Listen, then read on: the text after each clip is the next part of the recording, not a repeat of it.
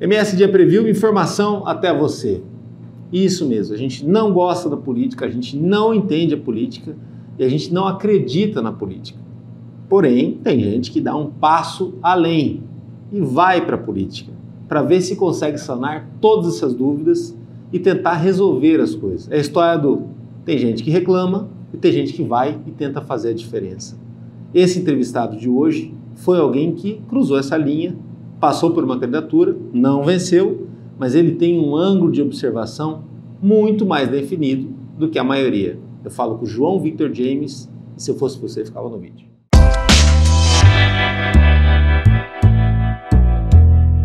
Seja bem-vindo! Não dá nem para chamar de Remember, porque você já veio aqui em 2020, depois que você foi embora veio a pandemia, né? Mas porque cada vez que alguém que já veio no MS Dia volta, é uma entrevista diferente, no teu caso, muito mais diferente, que cada vez você tem sido mais experimentado, tem sido mais experiente no que você faz e entendido melhor a política. Na abertura eu falo da questão de você ser o cara que foi para viver a imersão da coisa. Muita gente reclama, muita gente fica só na internet, muita gente fica só no WhatsApp, leão de WhatsApp. Sim. Outra coisa é você viver a parada, né? E você, James, você é um cidadão que, assim como muitos brasileiros, se indignou com o que estava acontecendo, com toda aquela realidade do Brasil que culminou numa recessão enorme, numa crise enorme, foi para a rua, viveu aquela indignação na vida pessoal, na vida coletiva, e depois disso falou, quer saber, vamos tentar fazer isso, essa mudança no sistema político. Não existe mudança fora do sistema político, a gente não está na anarquia, a gente está na democracia. Então seja bem-vindo. E hoje, anos depois, qual que é o balanço de tudo isso, né? Tendo participado e tendo vivido tudo num ângulo, o jogo do poder, o jogo da disputa pelo mandato, que é o que define a vida de cada um de nós no preço das coisas, nos serviços públicos e tudo mais. Danilo, primeiramente obrigado aí, obrigado mais uma vez pelo convite, né? Falei, até estava conversando com o Danilo aqui para as pessoas que estão assistindo, né? Que eu falei, quem sabe daqui uns 10 anos não volta aqui e vai falar, ó, esse cara aqui veio aqui lá atrás e hoje se tornou político, né? Mas, Danilo... E aqui é um campo de registro, né? Muita gente passou por aqui, depois venceu, depois foi nomeado, alguma coisa, mas assim, é um campo de histórias, né? Eu tenho certeza que isso deve acontecer, porque eu nunca duvido de quem tem propósito, viu, James? E você tem. Você sempre deixou isso muito claro, de uma forma muito tranquila. E o tempo é o senhor da razão, né? E você tem trabalhado muito isso, pelas pessoas, né? Não, acho que quando o político trabalha pelas pessoas, ele não trabalha apenas pelo interesse próprio, é um diferencial muito grande e as outras pessoas vão percebendo isso. Sim, e Danilo, você, até pegando um gancho nisso que você estava falando, eu falo assim, tem duas histórias que eu compartilho sempre agora nas redes sociais, né? A primeira foi que o lobo mais fraco chegou na alcateia e falou assim, eu seria o lobo mais forte. E todo mundo riu dele, menos o lobo mais forte. Porque ele sabia que aquela pessoa estava determinada para ser o lobo mais forte. E será que ele já foi assim um dia também, né? Às vezes ele se pensou assim, olhou e falou, pô, já passei por isso, fiz isso. Foi vaiado ali em momentos ali pela toda a tribo ali que eu digo, né? Mas ele deve ter pensado, bom, esse cara está determinado, ele pode chegar lá. E a questão de política também, eu falo assim, que são decisões que mudam histórias, né? Cheguei até a comentar isso hoje, até uma moça que trabalha aqui, estava no Cerco de Jericó, o qual eu toco lá toda quinta-feira, quem quiser participar, Nossa Senhora do Perpétuo Socorro, quem for cristão, católico, o convite está aberto aí, meio-dia, no Santuário Nossa Senhora do Perpétuo Socorro. Mas, assim, decisões que mudam histórias. Muitas vezes a gente vive reclamando, né, do que está acontecendo na nossa vida, mas a gente não faz nada para que aconteça algo novo. Aquela coisa, a mesma rotina, os mesmos resultados. Os mesmos resultados. E aquele velho ditado, né? Para você viver os seus sonhos, você precisa abrir mão da vida que você leva. E foi isso que eu fiz, né? Quando eu estive aqui em 2020, eu era bancário, bem-sucedido, amigo de geral de Campo Grande, onde todos os empresários, grandes empresários me procuravam, né? Passavam pela agência que você trabalhava. Passavam pela agência, tinham uma amizade, uma relação. E a partir do momento que você toca no assunto política com as pessoas, mesmo as pessoas, eu sou um cara que, assim, as pessoas que me acompanham sabem que eu sou de direita, alguns me chamam de extrema direita, outros me chamam de ativista de direita, outros me chamam de mega ultra extremista, mas não, sou um cara Assim, trabalho com a linha do pensamento, a linha naquilo que eu acredito, dos meus valores, mas tem muita gente que às vezes levantava uma bandeira e quando você toca no assunto de política e vai pedir socorro para essas pessoas, votem em mim na campanha, estou saindo candidato, não posso votar porque senão eu vou perder, se eu levantar essa bandeira eu vou perder meu público, que meu público é X, meu público é Y, e as pessoas acabam ficando em cima do muro. E a questão da política também, de vivenciar a política, que eu larguei tudo, uma história foi muito diferente do que você imaginava? Porque, assim, a tua experiência, o legal da MSD é isso. Por exemplo, assim, às vezes vão olhar, vai vir alguém que tem um mandato, lá, que é alguma coisa, né? Aí vai ver alguém que não tem mais mandato, ou alguém que já teve mandato, ou alguém que é de outra área. E todo mundo faz parte do mesmo mosaico. Sim. E todo mundo é representativo. No teu caso, que representa muito o cidadão que se indignou, que reclamou, mas que tomou atitude. Aí já faz aquele filtro, aquele funil enorme, porque nem todo mundo tomou essa atitude.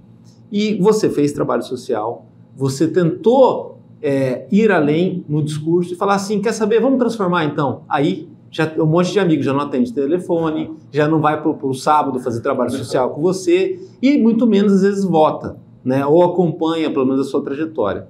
Então a gente vê que o brasileiro ele sonha com uma política, mas ele é totalmente rendido ao sistema político, que é um jogo de poder e dinheiro. Sim.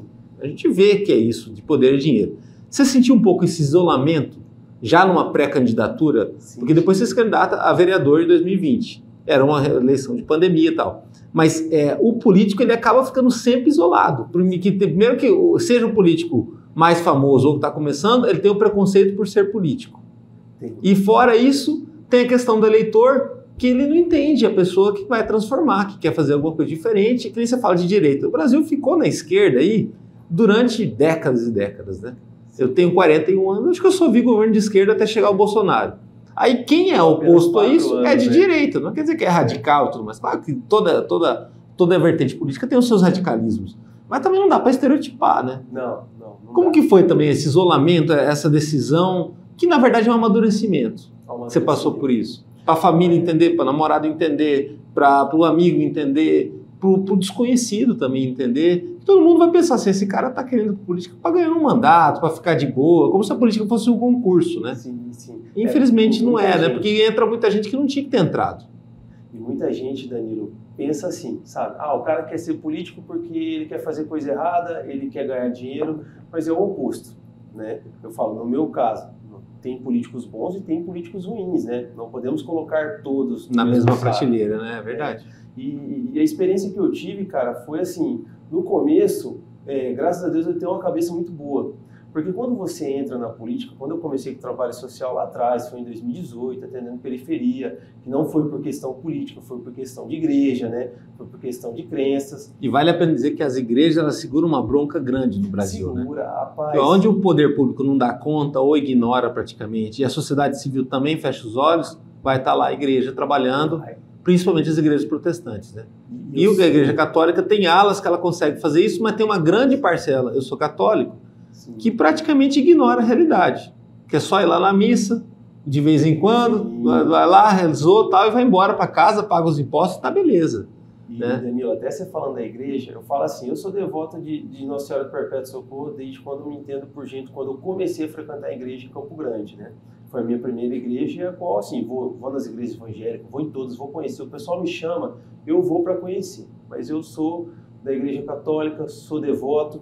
E a igreja, cara, ela faz um trabalho que o político deveria fazer. Hoje nós vemos aí, tipo, o pessoal liberando auxílio, fazendo um monte de coisa. Cara, a igreja tem um sistema. Hoje eu pego pela Igreja Católica Nossa Senhora do Perpétuo Socorro. Eles atendem 900 famílias cadastradas e eles têm um período de atendimento ali, sabe? Para aquela pessoa crescer, para aquela pessoa evoluir, para aquela pessoa receber um sacolão, receber alimento. E acompanha essas famílias. Tem um acompanhamento e eles dão um curso, sabe? Tem todo um procedimento para que aquela pessoa saia daquele estado, né? E se a pessoa também não sair, cara, não dá para você também ficar sustentando o povo a vida inteira. A igreja não vai ficar ali, pô, do dízimo que as pessoas estão ofertando ali, ficar só sustentando a mesma família, né? A roda tem que girar, sabe? As pessoas têm que evoluir, as pessoas têm que crescer. Elas têm e às vezes é só uma mudança, isso é muito interessante você falar, porque tem aquela história, a esquerda assistencializa, o governo paga tudo, a direita é você ensinar a pescar.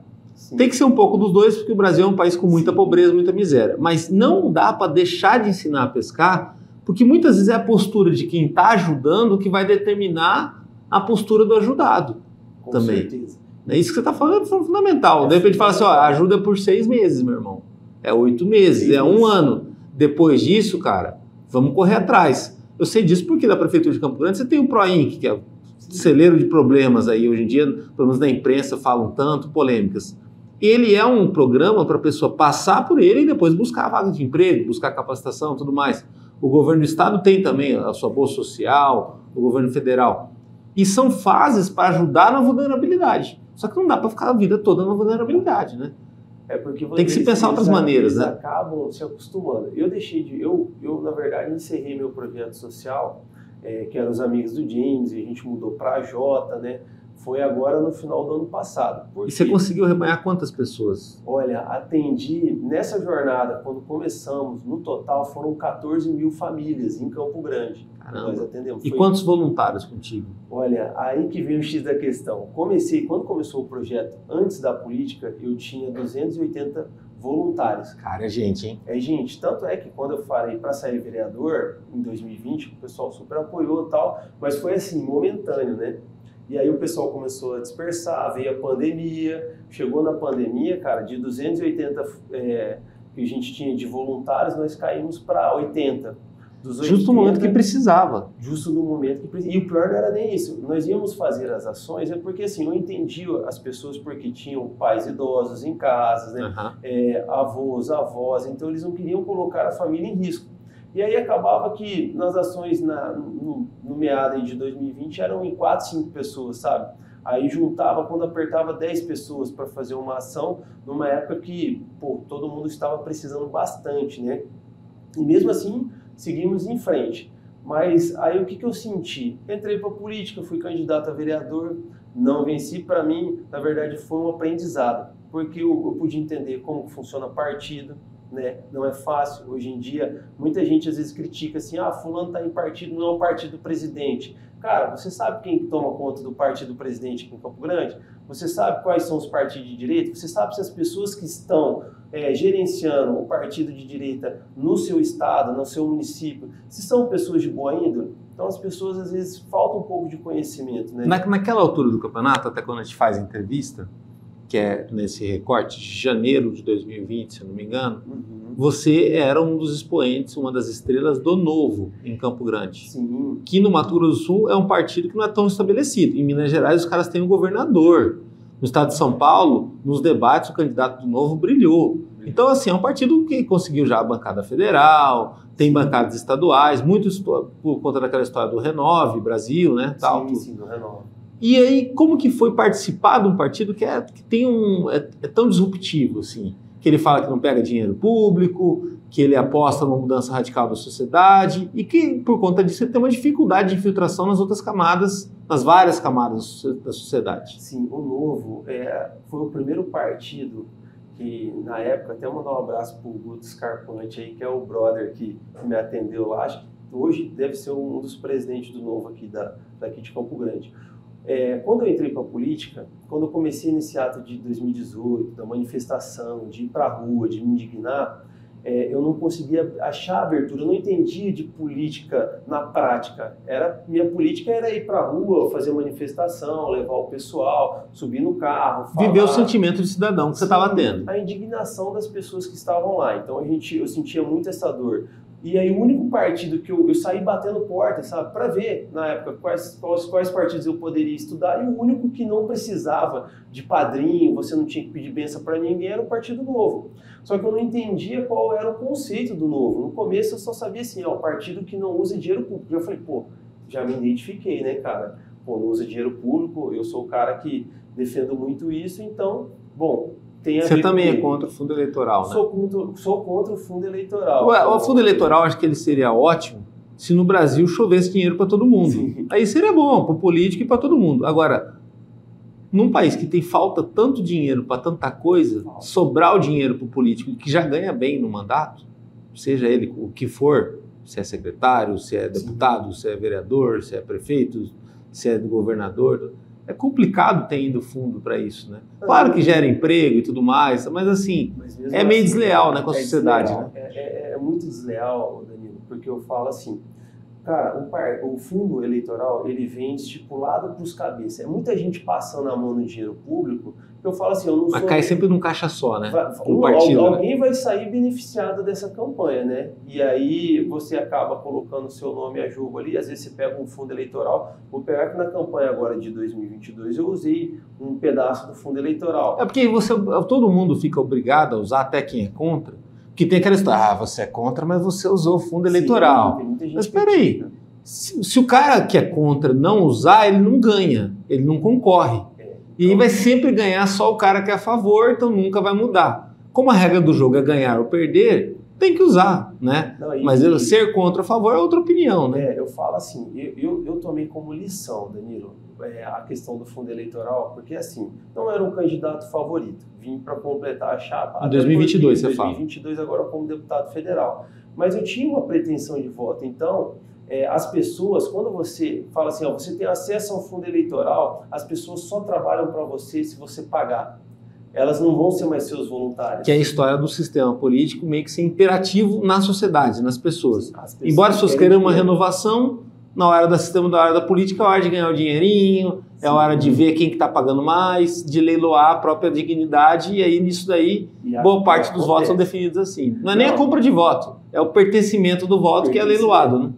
E aí, Danilo, até assim, você falando, cara, entra a questão do que eu falei. Decisões que mudam histórias, né? Eu aprendi muito com isso. Porque, assim, na campanha, eu não aprendi em 2020.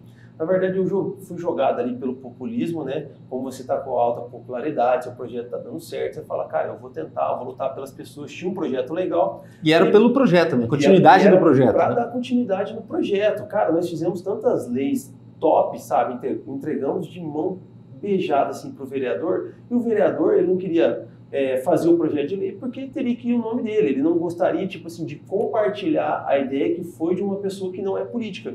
Então alguns projetos nossos ficaram emperrados lá por questão de orgulho. Você fala que você chegou a encaminhar para a Câmara, mesmo depois de ter perdido, as ideias que você defendeu. As ideias que eu tinha defendido. Uma das ideias, para você ter uma ideia, era a questão de queimadas, porque o bairro que eu morava, o pessoal vivia botando fogo, né, mato alto, não tinha penalidade. Então nós fizemos um projeto, como eu mexia com a parte social, da pessoa pagar como multa, né, em serviço social, porque as pessoas começariam a cuidar dos seus terrenos, né? E um fiscalizaria o outro também. Fiscalizando o outro, cara. E aí, tipo assim, eu lembro que o vereador na época achou legal, fizemos um levantamento. O vereador, pelo que eu vi, você não quer falar o nome, de qual partido que era? Eu não falo o nome, Danilo, porque assim, eu sou um cara que hoje carrego muitos processos por questão de abrir nomes, né? Entendi. De políticos aqui em Campo Grande. Tanto é que hoje eu já aprendi, né? Eu falo, você começa sentindo gosto, você ganha alguns processos, mas a máquina política, até aqui no nosso estado, ela é conduzida pelo mais forte. Que é a parte do dinheiro, do processo, ele consegue calar alguém.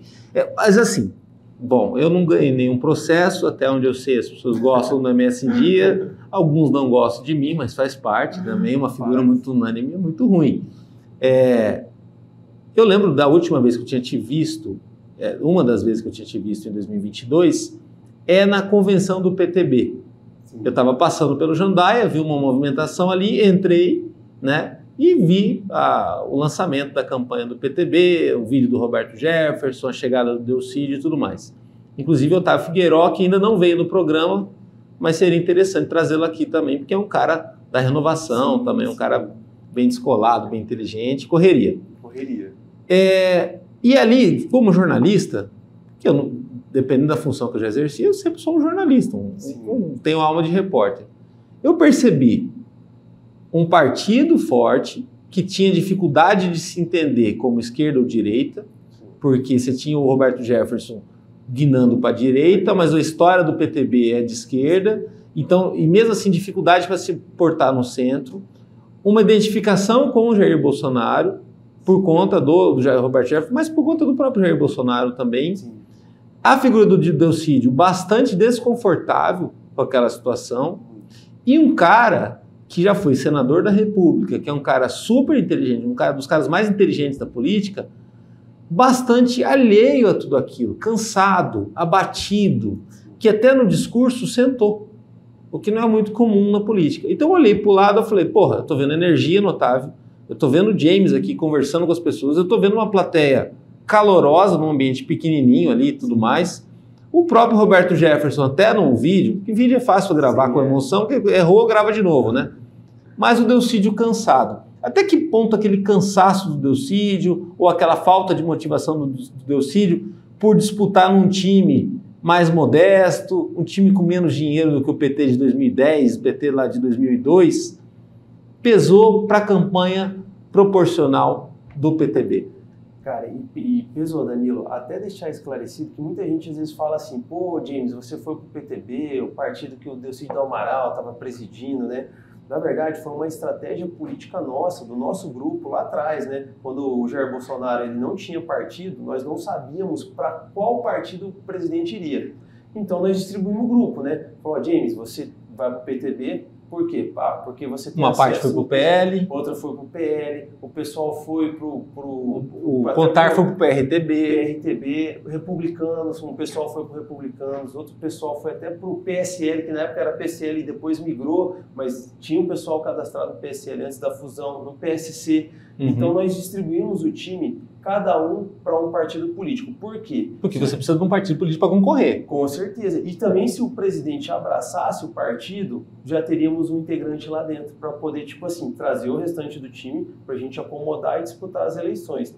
Mas eu falo, como o presidente optou pelo PL, né? Aí continuamos, cada um continuou no partido, né? Até mesmo para ver questão de chapa, né? Mas acabou que não fundiu as chapas conforme nós assim estávamos pensando, né? E aí essa questão do PTB, cara, foi um partido que veio com muito pouco dinheiro, né? E o dinheiro que veio, ele foi direcionado para os candidatos que teriam mais força, né? Eu não era um dos candidatos preferidos, né? Era um candidato ali mediano da direita, né? Já me considerava um candidato de direita porque já estava encerrando um projeto social, já vinha do movimento de rua, o pró-Bolsonaro. Já era um nome conhecido, né? Sim, só que o meu público ainda, ele estava muito travado, Danilo, ainda na parte social. Foi um dos motivos que eu cancelei mesmo o projeto social, porque assim, a gente atendia um público de esquerda que a gente estava ali só chovendo no molhado, enxugando gelo, não estava... Que é a história que você fala da igreja, quer dizer, o projeto social que dá certo é aquele que cria alavanca social. Sim. Você ajuda o cara e ele melhora, e aí você ajuda outra pessoa e ela melhora e vai trocando, a cadeira fica a mesma, mas vai se trocando o público. Vai trocando o público. Até os projetos que nós tínhamos eram interessantes para a área social, só que o meu público era de direita, então você acaba saindo um pouco fora do público e o pessoal sente isso, né, cara? E aí foi onde o pessoal começou a questionar, pô, o James não é do partido de direita, ele não é de direita, ele tá lá com o pessoal fazendo ponte pro Delcídio, né? E não era isso não, cara, o meu objetivo era de passar o Delcídio, da gente ganhar a eleição, de ter um representante novo, mas vem a questão que a gente conversou lá atrás. Eu não tinha um público ainda fidelizado com as bandeiras que eu sempre defendi. E aí o público que eu tinha era um público, digamos assim, um pouco dinheirista, jogando bem a real. Porque eles são tem gente que é seu amigo ali... Mas aí tem um fator Delcídio também, né? Porque o Delcídio fez campanhas milionárias em 2010, 2008. Não, o Delcídio, cara, eu falo que ele nem... Eu não considero 2006. Que ele tenha feito campanha, porque eu acho... Não, mas digo assim, a associação da marca. Porque ele além da pessoa e do político, da biografia, ele também passa a ser uma marca. Aí fala, vai ter o Delcídio lá, o cara que já trabalhou lá atrás e ganhou e foi cabo eleitoral, ele, eu vou pro cola ali também. Sim, não, e aí entende que tudo tem a mesma situação, né? E se você pegar assim, o Delcídio, antes da Tereza Cristina ser a senadora mais votada agora... O recorde era dele, mais de 800 mil. O recorde era dele. E era um cara que arrastava multidões, é um cara que assim, você conversando com ele, é um cara super inteligente, um cara vivido, um cara que tem experiência, né? É um cara que sabe articular o jogo. Conhece Brasília. Sabe fazer política, mas eu falo assim, cara, às vezes as pessoas acham, pô, o Delcídio tá lá, pô, e quem que tá no Republicanos, quem que tá no PL, quem que tá nos outros partidos, tô usando os outros como parâmetro, para que as pessoas às vezes entendam também que partido não é tudo. Tem uma frase do Nicolas que ele sempre fala assim, que é o deputado federal, não existe espaço vazio, nós temos que preencher os espaços. E hoje, a minha cabeça hoje já mudou um pouquinho, porque as pessoas têm muito isso. Vai ter que ser candidato de direita, tem que ser do PL. Irmão, a gente tem que colocar a gente no União, nós temos que colocar gente no MDB, no PSDB. Por quê? Porque são partidos de centro, partidos de esquerda, sabe, que fazem oposição. Para valorizar o pensamento de direita, no caso. E até mesmo, Danilo, para você começar a ocupar o espaço dentro dos partidos, para você começar a articular o jogo dentro daquele partido, porque senão fica o quê? Um partido contra vários outros partidos. E aí, cara, a gente acaba acontecendo o que aconteceu. Tá? De perder o Bolsonaro, agora perdemos o presidente. Os candidatos de direita que nós tínhamos, todos perderam. Hoje nós temos na Câmara Federal, representando o Mato Grosso do Sul, um deputado federal de extrema direita, um de direita só. Então, de 9 representantes, temos Tem 2... o Rafael Tavares lá na Assembleia, que estão sumindo com ele. Só temos o Rafael Tavares e o Henrique Catan. Não temos um... E o Rafael com aquele problema para poder manter o mandato. Até que ponto... O Rafael é um cara jovem, Sim. É um cara de direita, ele foi lá e venceu, não teve uma estrutura abastada para isso. Até que ponto isso te inspira? Porque são realidades muito parecidas. Né? O Rafa, na verdade, cara, assim, a gente começou o projeto quando acabou as eleições de 2020, ele não ganhou, ficou como primeiro suplente, né? Eu fiquei bem abaixo, eu tinha unido força, tinha entrado para o grupo do Indireita, fizemos uma parceria até a época de campanha, porque aí ficou naquele embate de quem sairia candidato. O Rafa com certeza ia sair, e nós não sabíamos na época se era deputado federal ou deputado estadual. Mas eu queria sair, né, cara? Eu falo assim, quando você tem uma pretensão política, né, que é o meu caso, não dá, cara. Você chega nas eleições, você sente vontade, você quer ir lá, você quer mostrar seu trabalho. Você sabe que é a hora da decisão, né? Sim, é o momento do passou ali que mudam histórias, né? Eu falo, foi a minha decisão, foi quando eu saí do grupo Indireita, né? A gente acabou se separando, né? Mas eu sempre acreditei no Rafa, tanto é que na campanha eu falei para ele, Rafa, o que você precisar de mim, vou te apoiar. Se você, tudo que tiver ao meu alcance eu vou fazer por você, porque ele era deputado estadual, estava concorrendo a deputado federal. Até no começo rolou um pouco de atrito, porque eu saía deputado estadual, só que eu falei, cara, eu não vou dividir voto com o Rafa, porque o Rafa é meu amigo, é um cara que eu trabalhei 2 anos. Então eu fui para deputado federal para dar um pouquinho de visibilidade, para vir para vereador na próxima mesmo, sabe? Já pensando numa futura candidatura para 2024. E assim, cara, o Rafa ele me inspira na questão que, cara, ele sabe trabalhar, né? Com pouco dinheiro, o time é um time super engajado. O pessoal do Indireita hoje é um time pequeno, mas é um time de barulho, grupo, né? E um cara que eu acho que até os adversários dele devem pensar isso também, ele é resiliente. Sim. Porque o outro, na situação do que ele está passando, ia pirar. E ele está igual. Então acho que é aquela história do boxe, né? O cara vem te dar um soco no queixo, você continua em pé, você continua bem, o cara assusta. Fala, para esse cara ter balançado, era para esse cara ter caído. E ele está lá em pé, né? Está intacto. E é um cara que bate de frente com o sistema, né? Sim. Eu falo, ali tem as pautas conservadoras dele, né? São muitas das pautas que ele defende, são as pautas que nós, conservadores, que estamos aqui do lado de fora, defendemos também. Então, tudo que nós levamos hoje para a Assembleia, eu falo que o Rafa é um ótimo ouvinte, é um ótimo candidato, mas que o Mato Grosso do Sul, Danilo, até reforçando isso aí, tem um pensamento muito cara, eu vejo pelas manifestações que rolaram nos quartéis, né? Pô, a gente tem um público enorme, cara. Um público, assim, onde eu vou pegar mais de 60% da população sul-mato-grossense é de direita, é conservadora, é pró-Bolsonaro. Só que na hora de fazer as escolhas dos candidatos que vão representar a gente como deputado estadual, deputado federal, acaba indo pelo coleguismo, cara. E política não é coleguismo. Mas aí não parece aquela história da cidade de interior? Porque cidade de interior é muito legal você ver política pelo ângulo da cidade de interior, ainda mais quanto menor a cidade for. Porque às vezes você tem aquele caso da cidade do interior que a família é grande, aí você fala assim, pô, essa família é grande, se um decidir ser vereador aí, vai ganhar. Sim. Só que o voto da família resolve. Só que aí a família vai e lança 70 candidatos.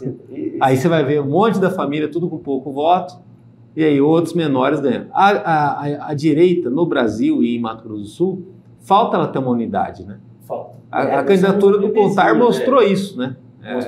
Tipo assim, ele era dos dois o mais direita, mas ao mesmo tempo, mesmo os dois sendo direita, vence o Rieder por conta do equilíbrio que o Rieder mostrou. Sim, e tudo mais, e jogou a disputa para um outro campo, né? Foi. Mas o debate das propostas... É um nível técnico, né? Eu falo assim, gosto do capitão e gosto do Eduardo, cara. Sou amigo do Eduardo, trabalhei no governo antes de fazer campanha pro capitão. Segundo turno eu fiz campanha pro capitão. A arte da guerra, você conseguir levar a luta para o seu território é uma vitória. É uma vitória. Ele transformou a luta para o território. O Rieder é um CDF.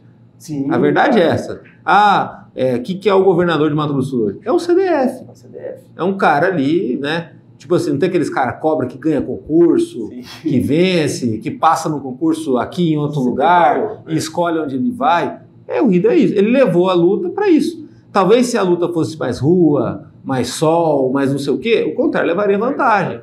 Então, você trazer a disputa para o seu terreno é sabedoria isso. É sabedoria. É um cara muito inteligente, é um cara que eu admiro, sabe? Não tenho rixa hoje, mesmo com tudo que está acontecendo com o Rafa, eu até converso. Eu converso com o Eduardo, converso com o capitão, mas o Eduardo, assim, foi o cara que me estendeu o braço quando ninguém me estendeu. E, assim, com o projeto, mesmo assim, muita gente fala assim, pô, o Eduardo não era de direita, não era pró-Bolsonaro, mas quando ele me chamou para conversar na pré-campanha dele, porque eu nem ia sair candidato, ele que começou a me inspirar para que eu saísse candidato também.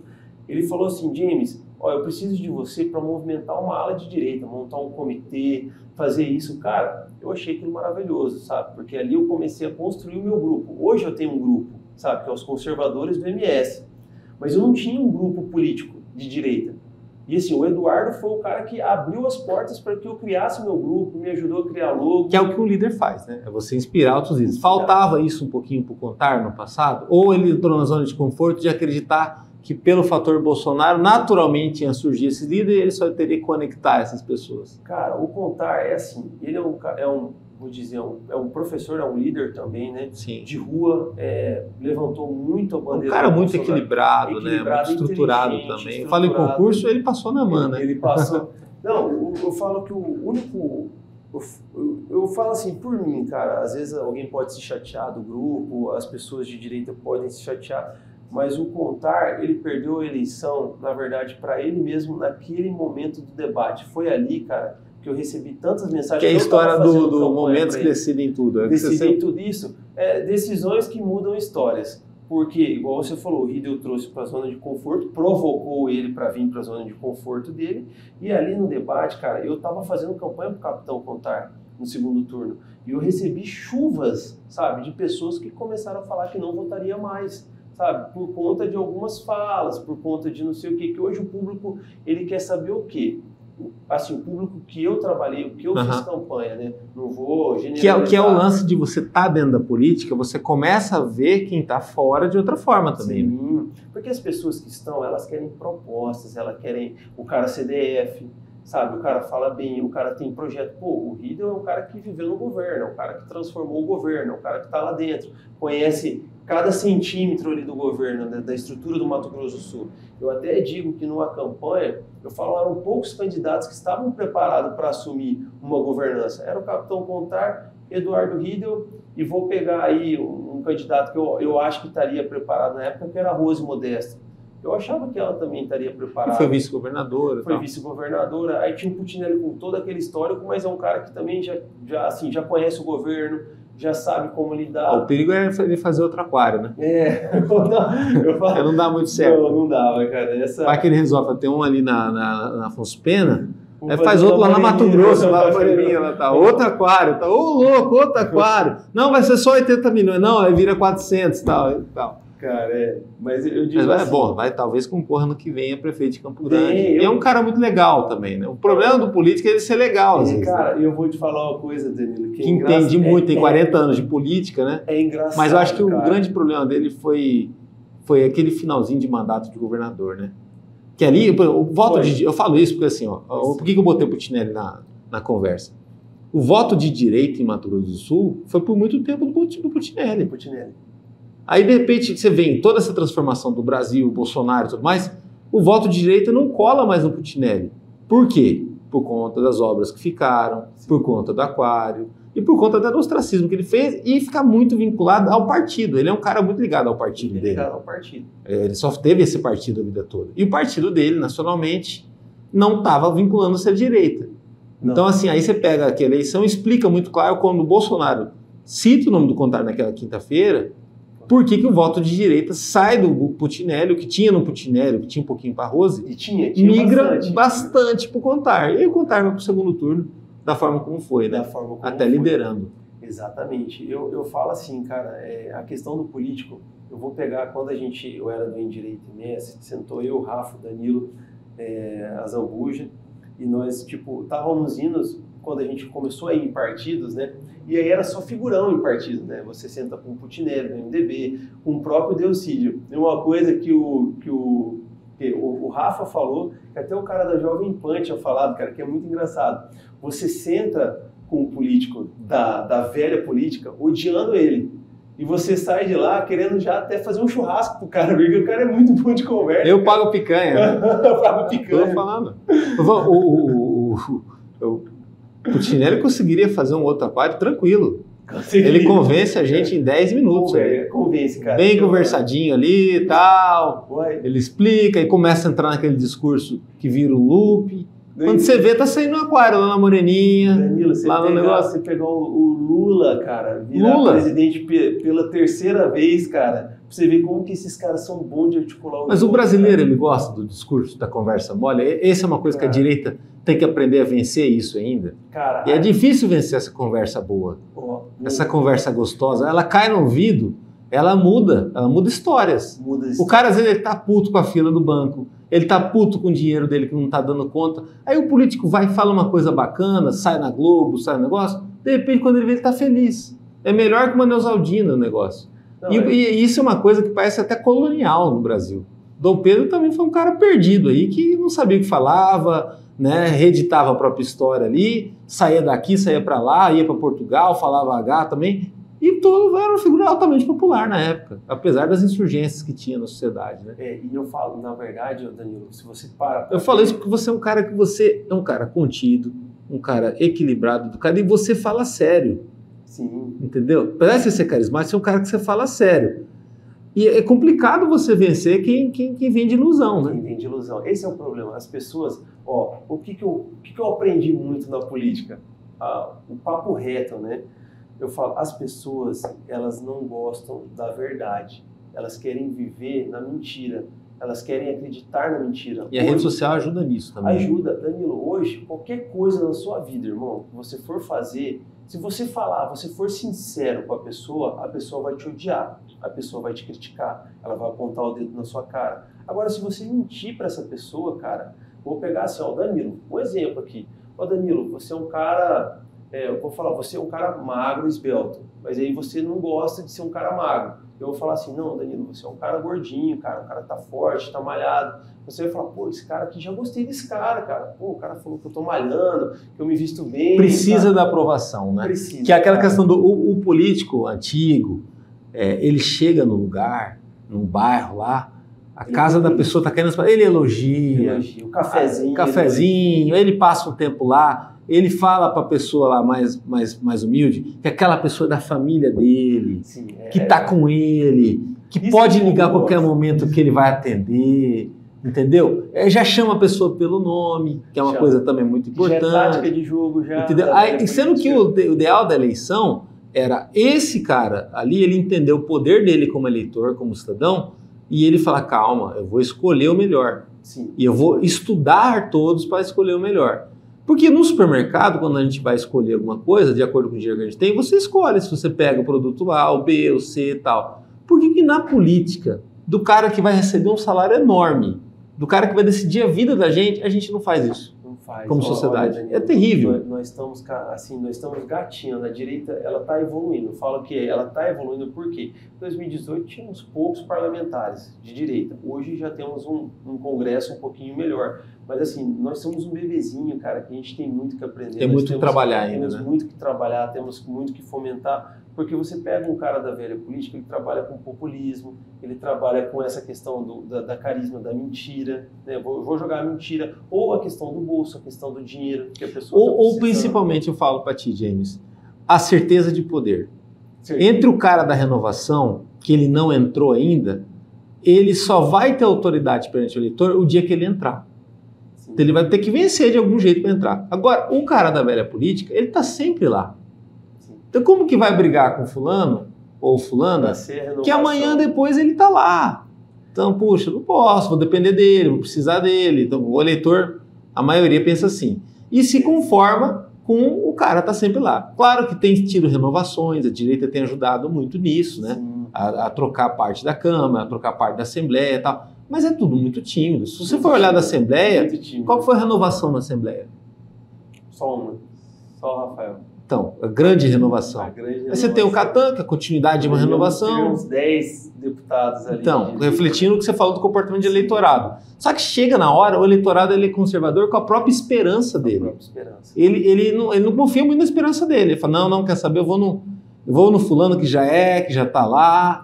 E assim fica as coisas. E até, Danilo, fala assim, não adianta, cara, aquele velho ditado, não adianta construir arcas depois que a primeira gota d'água começou a cair, que foi o que aconteceu agora neste final de ano. Porque a grande maioria dos eleitores ficaram em cima do muro, cara. Sabe? Às vezes eu ia numa empresa e falava assim, vamos colocar um adesivo, vamos fazer... Parecia que teria outra eleição agora, em 2023, né? Sim. Fala assim, não, calma, essa aqui eu não quero votar, ano que vem eu voto. Ano que vem não tem eleição, irmão. Não tem eleição, cara. Aí, mas aí depois tira. Não tira, daqui a 4 anos que ele sai. Cara, quem não gostar dele, né? Tudo a questão de você se posicionar. As pessoas não se posicionaram. Eu conheço muitas empresas que os caras ficaram assim, não, James, eu não posso levantar a bandeira do Brasil, não posso colocar nada, não posso fazer uma reunião para você porque eu tenho um público de esquerda. Irmão, então você tem que decidir o que você quer. Não adianta esperar cair a primeira gota para você construir arcas, que foi o que aconteceu. Depois que o Bolsonaro perdeu, aí todo mundo foi pra rua, cara.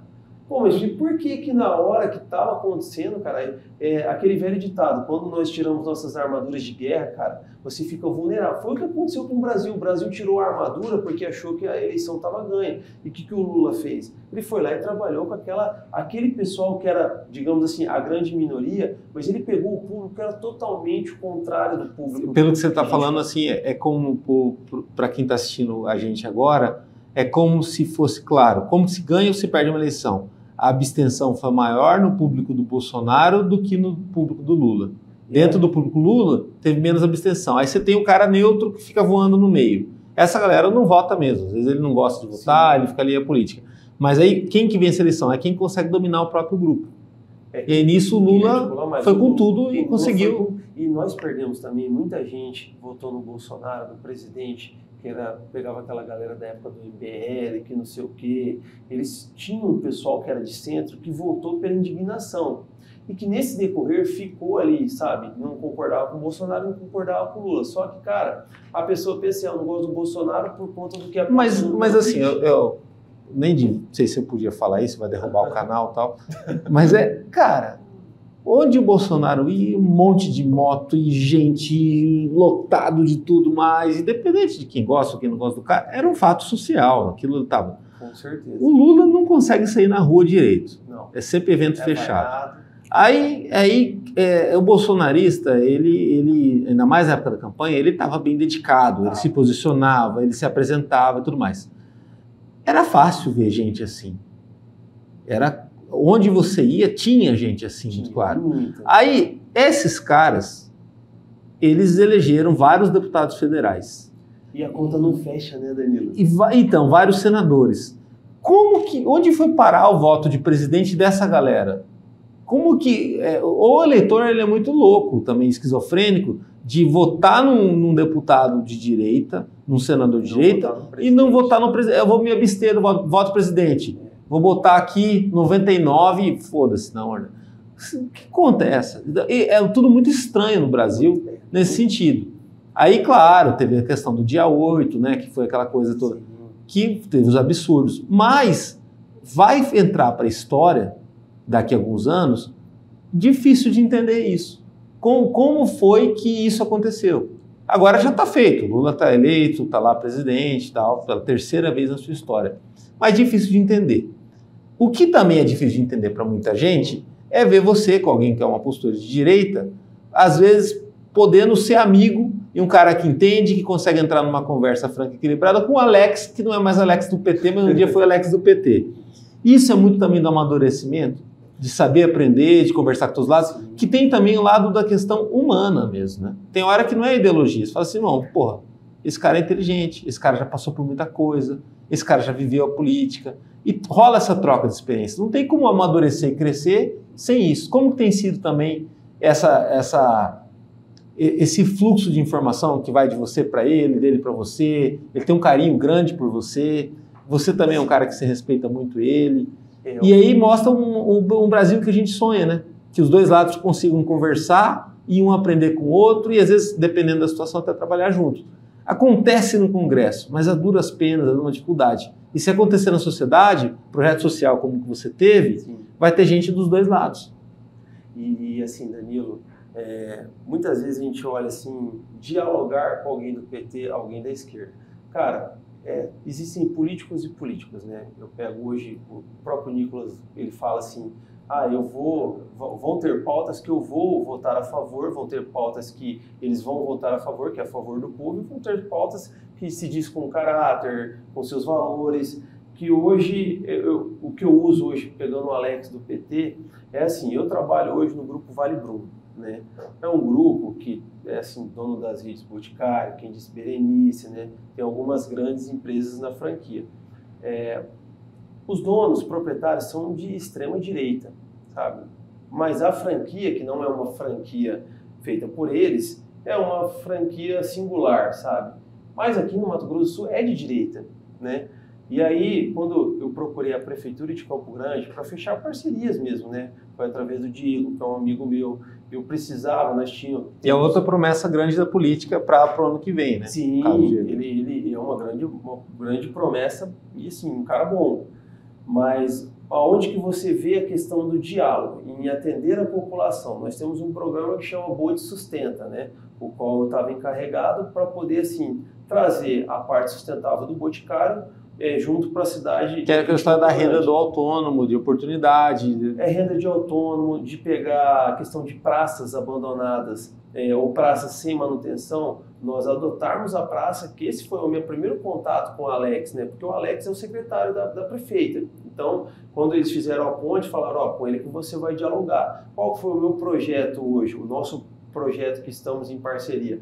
Bom, eu preciso desenvolver uma praça para que seja uma referência para o Boa de Sustenta, para motivar também os funcionários que tem na rede, né? Para mostrar que nós somos sustentáveis, porque é uma empresa 100% sustentável. Que é o que toda empresa deveria ter, responsabilidade social. Responsabilidade social, que é a divisão de lixo. Nós temos um programa que estamos levando em parceria com a Prefeitura agora, até a Solange, que é proprietária, junto com a Adriane Lopes, de colocar assim, transformar o lixo em luxo, sabe? A divisão da coleta de lixo, coisa que as pessoas não fazem por conta da sustentabilidade, mas é um programa hoje que está andando. Eu que sou um cara de direita, com um cara que é de esquerda, né?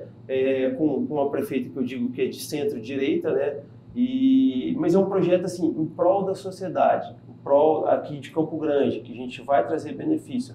Agora, lógico, se fosse uma pauta que fosse anticonservadora, eu não chegaria lá para o Alex assim e falar, vou fazer uma pauta que vamos acabar com o banheiro neutro, vamos acabar com isso, vamos acabar com aquilo. O Alex, ou às vezes ele poderia concordar, ou às vezes não, porque às vezes não seria... Que é aquela história da vida prática, né? Nem tudo é ideologia, você tem as parcerias, você tem as conexões e as responsabilidades que passam pela responsabilidade social e a responsabilidade política deles, e não ignorar um projeto só porque você é da direita ou do movimento e tal.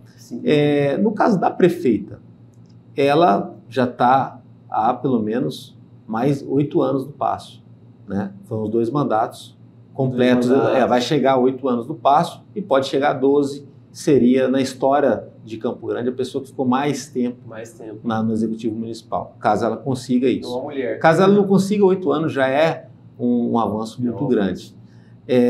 E pegou um mandato numa transição. De vice para prefeito tem uma diferença muito grande.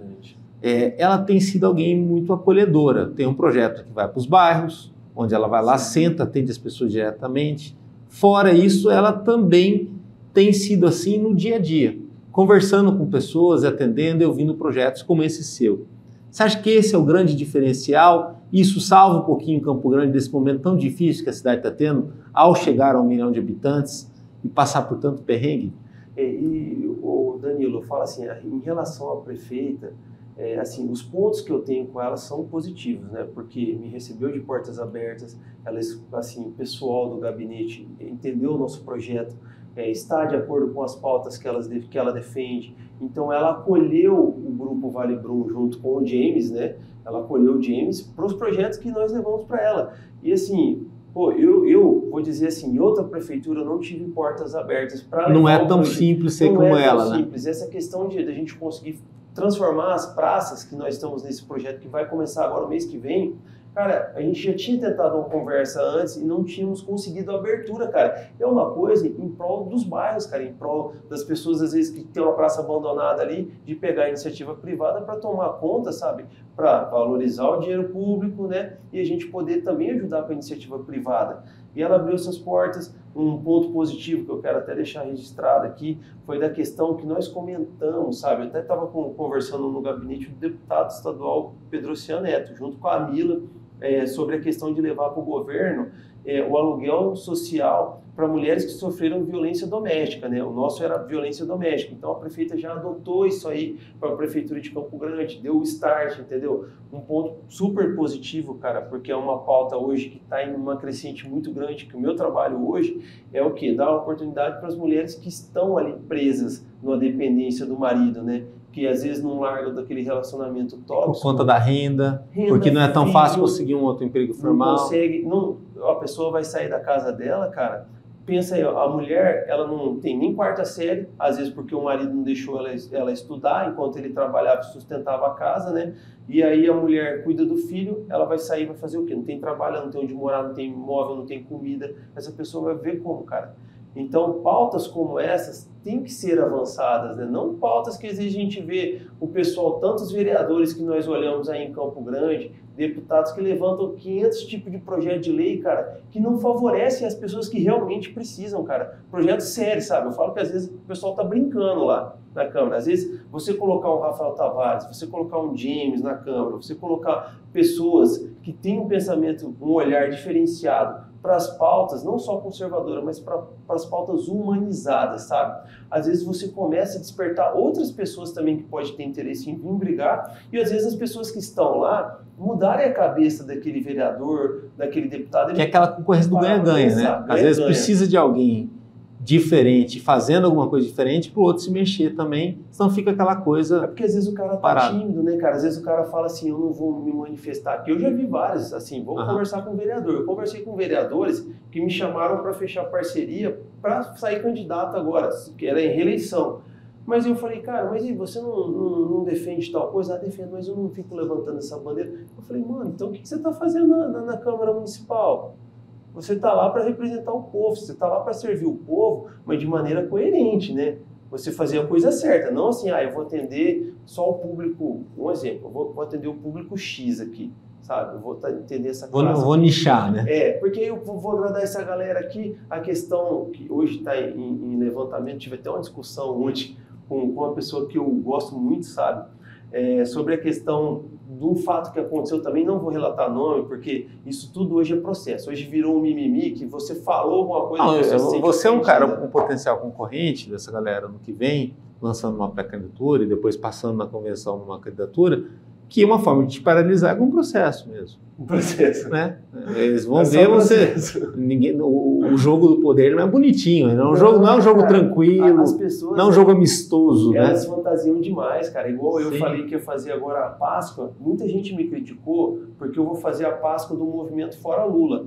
Aí as pessoas não entendem. Falou, será que é o momento, James, de você pegar uma Páscoa e transformar um movimento, um negócio de Cristo, que não sei o quê? Eu falei, gente, lógico que é. O pessoal que saiu do 8 de janeiro tinha família.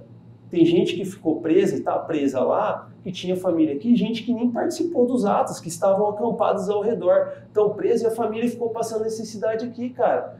Por que eu não posso atender essas famílias num lugar de tipo assim, todo mundo, eu fiz projeto social durante 5 anos, todo mundo é bonitinho, o cara não te cumprimenta na academia, o cara passa na igreja e trompa com você, o cara não dá bom dia pra tia do café, o cara não agradece nada, o cara só reclama, mas chega na Páscoa, eu vou fazer uma ação. Ó, gente, tô arrecadando chocolate, chega lá, entrega, tira a foto, entendeu? Nunca mais olha, nunca mais visita aquela periferia, não sabe o nome da criança, não sabe a realidade, não sabe o que se passa. mas acho que é bonito. Aí eu falei assim, vou fazer um movimento para fazer a Páscoa para essas famílias que passaram necessidade, estão passando necessidade, das pessoas que foram soltas e tá aqui hoje em Campo Grande, que nós temos algumas pessoas que estão com tornozeleira, as pessoas não podem trabalhar, as pessoas estão depressivas, sabe? E cadê a empatia das pessoas? Tipo assim, pô, quem errou? Vou pegar o Lula. Se o Lula errou, a empatia das pessoas com ele, tá todo mundo, ó, o público de esquerda foi lá e se uniu. E a empatia do público de direita? Ninguém tem o direito de errar? Pô, se o cara for numa... Mas será que errou mesmo? Vai ter investigação aí, não, vai ter CPMI, aí né? Aí não tem CPMI, estão fazendo de tudo para poder esclarecer os fatos. Tudo vai ser esclarecido, né? Claro que o que foi registrado em câmaras, alguém fazendo aquilo que foi feito, não é legal. Não é o correto na democracia, nem anula o resultado da eleição. Precisamos das provas, né, Danilo? Precisamos das evidências. Difícil julgar a distância. Se tiver errado, cara, que pague, entendeu? Porque eu falo assim, cara, se você cometeu um erro, se você cometeu um ato de vandalismo, você tem que pagar, cara. Agora não dá assim, você deixar a pessoa ali a ver navios em estados que hoje o preso está tendo muito mais benefício do que as pessoas que estiveram lá, pessoas que nem participaram do ato, e estão criticando, a gente não sabe o que aconteceu no dia. Nós precisamos evidenciar isso, a CPMI... E outra, e reduzir toda uma luta da direita, toda a transformação que foi feita também no governo Bolsonaro, com alguns acertos, teve erros, talvez teve, mas também teve a pandemia no meio, né? Sim, nenhum presidente lidou com a pandemia no meio e tudo mais, e toda a dificuldade que ele enfrentou em várias situações, mas teve muitos acertos, reduzir ao dia 8.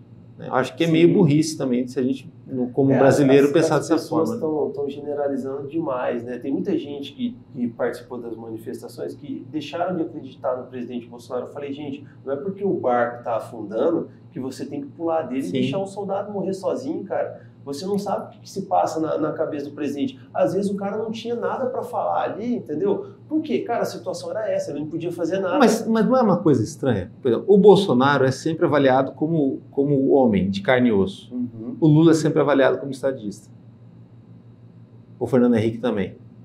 Então, assim, claro que ele se tornou um cara mais exposto, ele usufruiu disso. Mas na hora de colocar, tem que ser mesma linha, né?